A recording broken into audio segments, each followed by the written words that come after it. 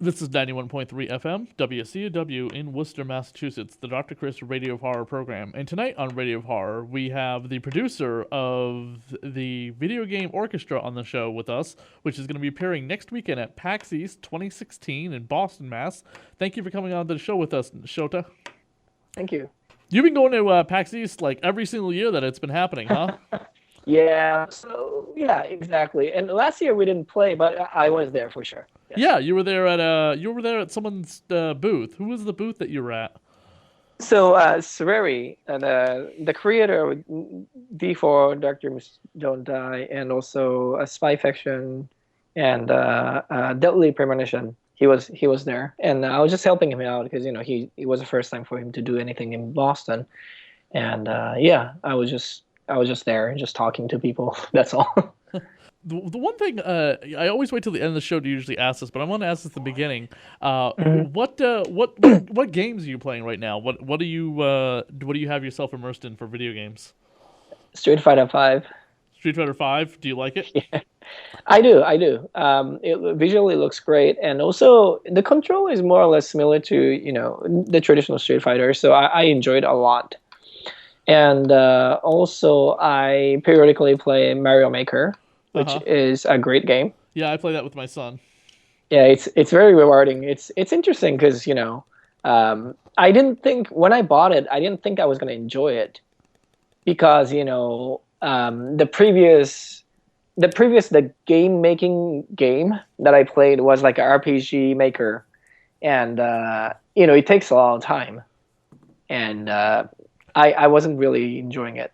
But this one is like I actually genuinely enjoy it, and I don't enjoy making the stages, but I enjoy playing like asshole stages. Yeah, it's it's people really funny. people create some outrageous stages, and they're really clever too. I remember when I bought the game, the Force Awakens was about to come out. People had made a lot of like Mario Star Wars levels using the music uh, editor, so a lot of the music sounded like Star Wars, and the levels were designed to Mhm, look like X-wing fighters or something like that. I was like, this is mhm. crazy. Yeah. Like I see like all the top played like most played stages, and they're just insanity. Like I wonder how many hours they spent. What music can we expect that you'll be playing at a PAX East, or is it a secret? So PAX East, we're gonna be doing the Capcom live show that we did in China and also Boston last week, and we feel like we have to showcase that in PAX because PAX is like so pretty much you if you have gone to PAX East every year, you've seen like how we grew from the beginning. And the first time we played at PAX East was like the first one in 2009, I think, Uh huh. and that was we won like a professional group, and it was just 2010. no, 2000. I think was Yeah, it 2010? yeah. PAX East was the first year. PAX East was 2010. Okay. So 2010, and yeah, we were not like a professional, like fully professional group. It was like a semi-professional, and then also every year we kept growing and growing, and now we do like a bunch of recording sessions for actual video game titles. By reaching to this point, signing a contract with Capcom, I feel like I owe it to the PAX people. Like I have to showcase it to the PAX people and tell them that look, we've gotten this far thanks to you guys. Here you go, and I've got to do that. You guys went to China for Capcom. Did you any adventures you can tell us about? it was it was an interesting experience for sure. So um I mean, like tours and stuff, like we went to places here and there, and it was fun, but the shows, it was, I would say it was really more peculiar than interesting because, for example, the government police would come into the venue like 2 hours before the show, Uh huh. and they will go through everything. Like they would just you know check all the seats and the stages and like all kinds of things, and they had to do that because I don't know, it's a country that's very different from America. Well, I Or mean, I yeah. would hope that any concert event, like including PAX East, the state police will come through there once in a while to do a like a bomb check or something to make sure there's not. I mean, we live in this age where terrorism is all around us, unfortunately, and Yeah. shit is happening all the time. So I would also hope that the state police of Massachusetts are going to go through Pax East, you know what I mean, and check a venue out ahead of time. Obviously, they're not going to go do to every single panel, and they're not going to go to every single Hmm. concert. But their watch, I Yeah. mean, their presence is very heavy at PAX East. There's like, I think there was like 25 uniform officers there last year. Hmm. So I don't know if that's going to increase this year because of what happened in France or not. But are they And less professional about it than Boston police? it was more like it was not just the police. It was like the government military police. Oh, okay. And when they're checking out the venue, like nobody can get inside. Uh huh. Like we had to like all go out and then wait until they finish screening. And then so the show came.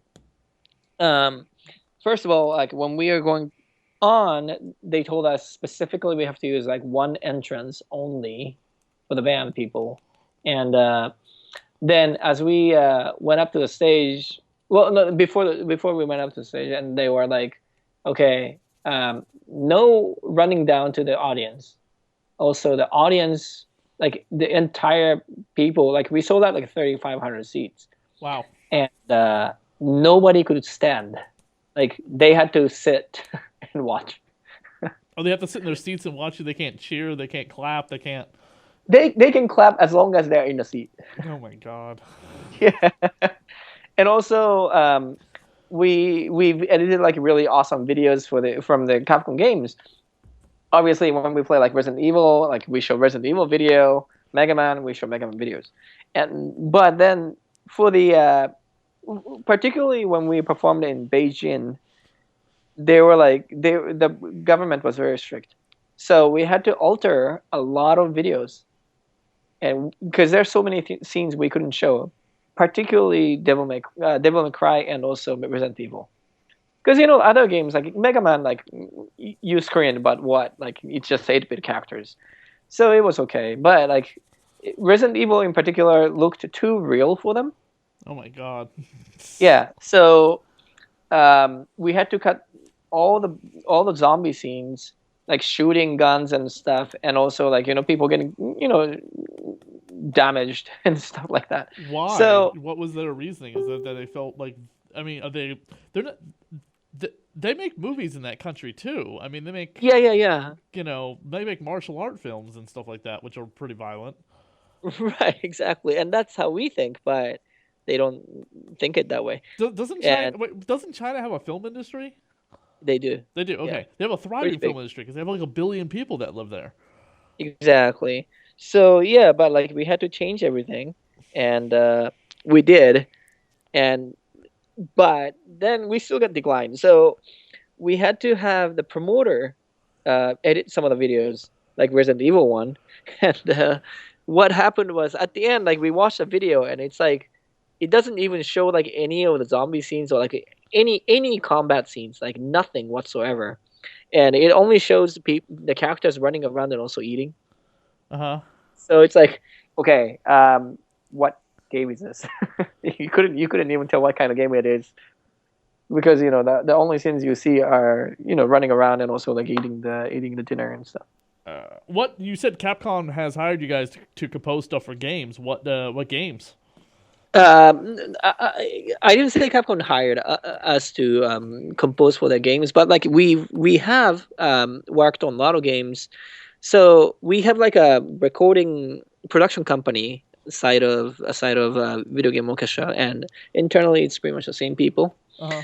And we have recorded for games like Final Fantasy 13 and 15, um, like Tekken, um, 15's and 15's coming yeah, out like this fall, right? yeah, yeah, yeah. It's September 30th. That looks Is really yeah. good. Did you see that Game Informer that came out? Which one? The new one, the Game Informer that just came out this week. You mean like the trailer, The the new trailer? magazine, the Game Informer magazine. Oh, okay, okay, okay, okay. I see. Sorry. Yeah. Yeah, yeah, yeah. I saw that. I didn't see the trailer for 15 yet. Honestly like I'm not getting too excited about any RPG because I want Final Fantasy 7 to come out. Well, yeah, aren't we all wanting that? So, yeah, I'm definitely looking forward to that one too. But like 15 looks really promising actually because it's very different from the rest of the Final Fantasy games. Uh-huh. And you And yeah, the combat is different. It's more like an action game instead of like traditional JRPG, that you have to like grind for hours and hours and hours. Now, as a music guy, you can appreciate this. Mondo Records, they announced, I think, a couple weeks ago, that they are releasing on vinyl, like Hmm. vinyl discs, the soundtracks to both Silent Hill and Castlevania. That's really awesome. Yeah, they're gonna be releasing Castlevania, Castlevania 2, Castlevania 3, Symphony of the Night, Dracula's Super Castlevania, Hmm. um, Dracula X, and like the I think the first 3 or 4 Silent Hill games as well are gonna Nice. get all their soundtracks released on vinyl. And I would just went, oh my god, I'm not gonna ever have any money. So wait, is it like a Konami official I one? I So guess so. I mean, I I don't see, I know see. what Yeah, because Konami is doing otherwise they these won't be able days, to do because that. So I yeah, guess that's great. they have to That's be official by Konami, but Konami's not making video games anymore. So it's like, what are they doing with Silent Hill and Castlevania and Metal Gear Solid? not sure. I don't know because I don't really know any Konami people, so I'm not sure what they're Because they're only gonna do. making like bar games now or something like that, right? They're not making video games anymore. They're making like machines or something, Coleco machines. Pachinko is like it's pretty much like a gambling. Yeah. I mean, who Yeah. cares about that? Make a video game again. Get that Silent Hills game made. Yeah, I know because they canceled it, and I was like, that's a bummer. That was a I wish huge they, deal. yeah, I wish they released it I mean, you had because like a huge profile director attached to it. You had one of the stars of The Walking Dead attached to it, and then yeah, and of course Kojima was involved in it, and I was just really excited about that. But yeah, what and can it's we? like, okay, so is somebody else gonna buy up the property rights for Castlevania, Metal Gear Solid, and Silent Hill? I mean, who's gonna buy them? That would be great, actually. I hope that happens. Yeah, me too. I mean, we haven't seen a. I mean, the last Castlevania game came out like 2 years ago, and it was okay. And the last Silent Hill game came out wasn't great. And the last Metal Gear game that came out it did pretty well, but it's been pretty quiet about these are all franchises that are supposed to have games coming out every couple of years, and I haven't seen anything in a while. So I hope I hope they'll do something about those. But anyway, so getting back to the Capcom stuff. yeah, Um, yeah, we haven't recorded for Capcom games yet. I'm sure we will in the near future. But we are definitely looking to release the Capcom Live CDs and DVDs and stuff like that because we have so many songs now. that would be really cool. So yeah, it's gonna be really fun. Go over some of the members in the band. So we have 10 musicians and plus one more who's sort of like a guest performer. We have Ingrid Gardes, female vocal. Cool. She's like a blues country singer who happened to be like really versatile at like everything. Mm-hmm. She's just great. She looks gorgeous and a great singer, very professional person.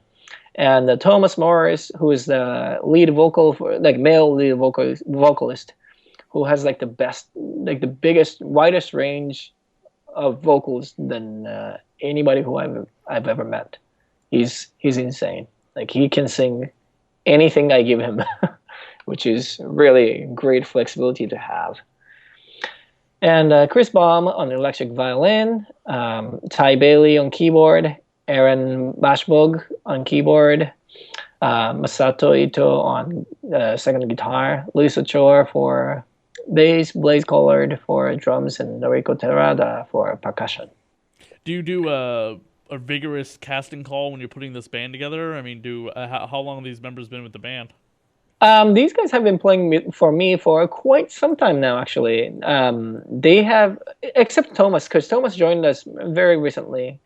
But most of them have been playing with me for like 2 years, I think 2 3, some of them 3 years.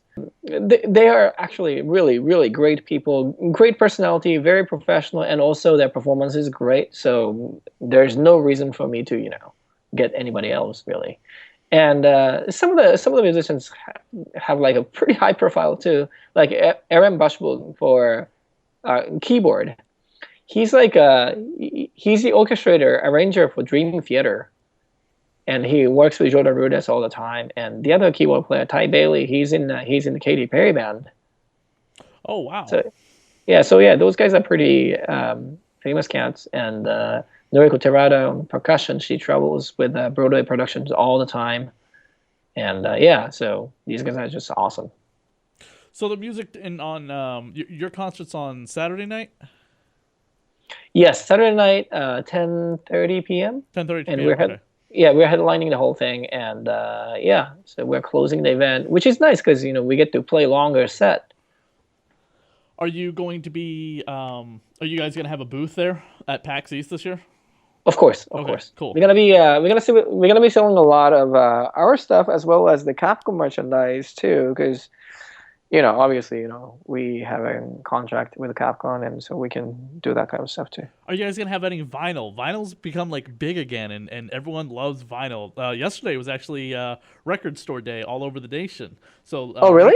record stores everywhere were putting out all this different vinyl, which was fantastic. I picked up a couple of interesting little things like the Nosferatu soundtrack from the original 1922 movie. Being a big vampire fan, I had to get that.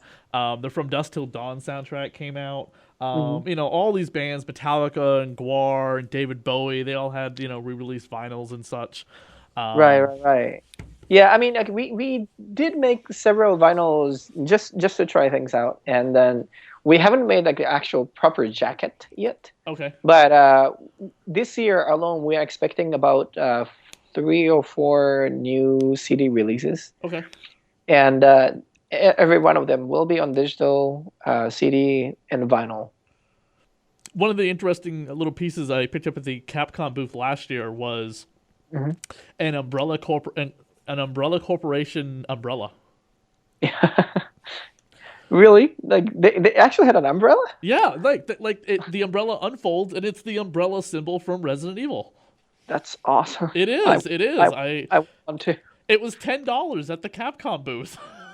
Man, I'm just gonna get that too. Yeah, you have to. Like the strap needs a little bit of work. After a couple of times taking it on and off, the strap eventually kind of rips off of the sleeve, so you can't wear it around your back. But you unfold it above your head, you'll have this giant umbrella symbol there. It's pretty awesome. I saw somebody walking around with it, and then they were like, "Oh, they have it at the Capcom booth." I went running over there, $10 right in my card, and immediately snatched up. It was probably the only thing I bought from the Capcom booth last year. There was this one vendor that I loved. I can't remember the name of it, but they had all video game soundtracks. They had licensed the rights to produce the soundtracks to the video games on CD, and Nice. that was their whole table. It was pretty awesome.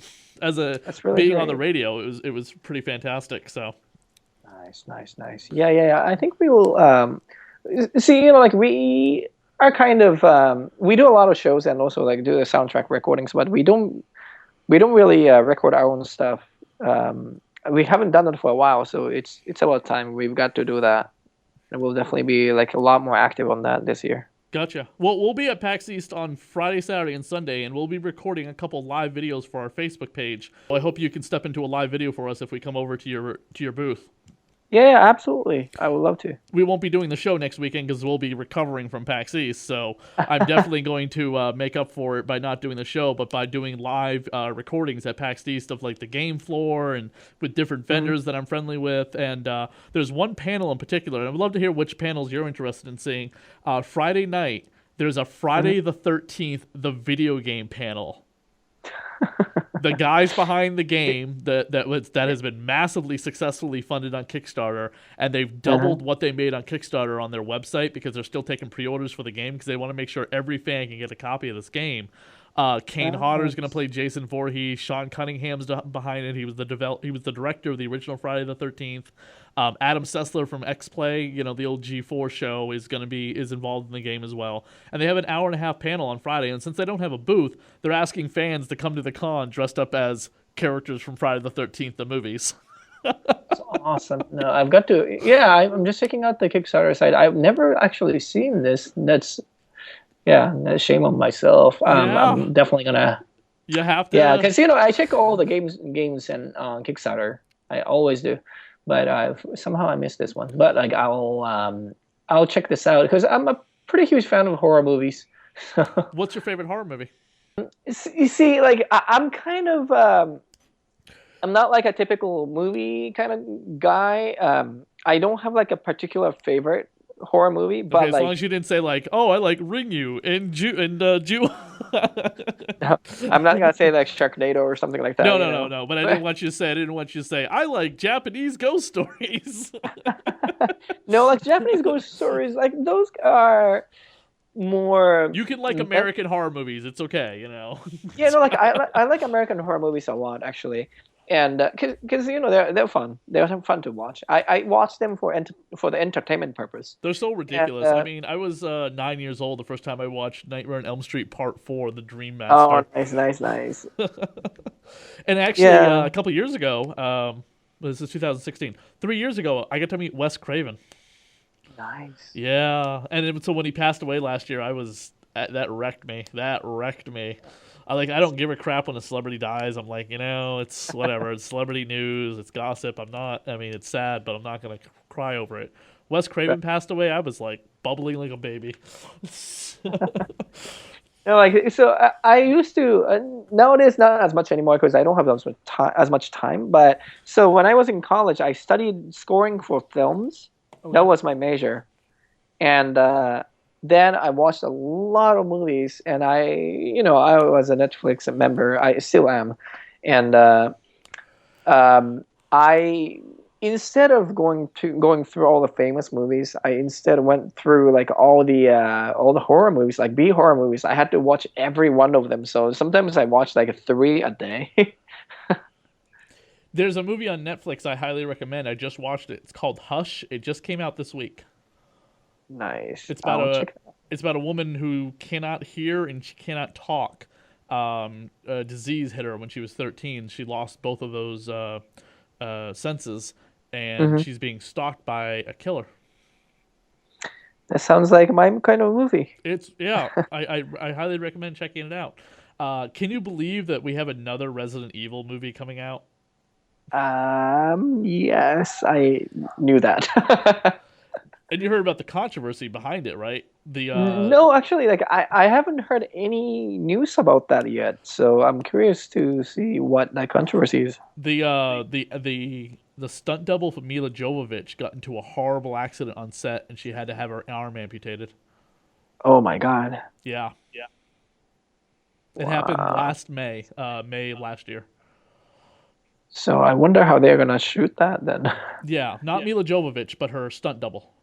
Yeah, yeah, but still like that's a very important role. And you go on to her IMDb, this stunt double has been in so many things, and you're like, oh my god, I really hope this doesn't wreck her career, because I mean she can't do as many stunts, but there might be other things she can do because there's a lot of Yeah. roles that require amputees and stuff like that to Hmm. be in certain Right, right, right. scenes for an arm getting chopped off and things Hmm. like that. The Walking Dead hires a lot of people who are amputees.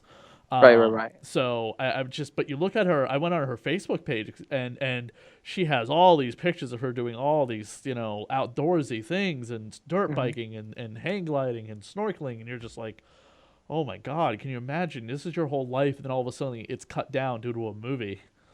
Right. So I mean, but yeah, she has been in hundreds of movies where she is doing dangerous things, superhero movies and horror movies and stuff. So Right, right, right. that was the controversy behind it. Besides the fact that it's unfortunately another Resident Evil movie, and it's like, God, just reboot the franchise back to the original and just actually do it correctly. Yeah, I wonder where they're going with that. Yeah, Well, I we'll see. guess I don't know. The plot line's on IMDb right now if you really want to know and spoil yourself. Not that there's really any kind of spoilers with the Resident Evil movie. It's just a bunch of nonsense action so, the director can go, "Look, this is my hot wife. I'm going to put her in movies." Right. Yeah, I don't even remember the previous ones, and the first one was great, but like second one and after that, it just went kind of, you know. It got too ridiculous. Yeah, It's like that's like the only that's the only thing Capcom's put out in the movies, right? They didn't do Mega Man. yeah, I know they tried Devil May Cry. right, but that doesn't work quite as good. No, and then, of course they did two Silent Hill movies, which were ugh. Yeah, I watched both of them, and they were like, You try okay. breaking down the plots between those two movies, and the amount of times they contradict themselves is unbelievable. Yeah, well, I try to stay away from like the film reboot or like a video game franchise. Yeah. Yeah, because they're generally not great. No, no, not usually. There's a new movie coming out called The Green Room, which looks really good. Patrick Stewart's in it. He plays a serial killer. Oh yeah? Yeah, Yeah. comes out next weekend while we're at PAX East. Nice, nice. Maybe I can check that out in PAX. Hopefully. Escape from PAX and run out to the movie theater. Well, I unfortunately have to fly to Japan right after PAX. So Oh, you're yeah, just jet maybe setting all over the world, aren't you? yeah, I'm flying a lot, but like I have a bunch of meetings in Japan, and we have I get a lot of recording gigs from Japan, so That's good. That's yeah, awesome. it's a good thing. And one thing is though, in Asia, the business is like really face to face. It's not like hey, I'm gonna call you up and just give me a gig. It's not like that. It doesn't work. So you always have to like know them in person. Gotcha. Is there anything you can tell us about that you're working on in Japan, or is it all hush hush? I can't say anything. Can't say anything. Okay. All right. All Sorry. right.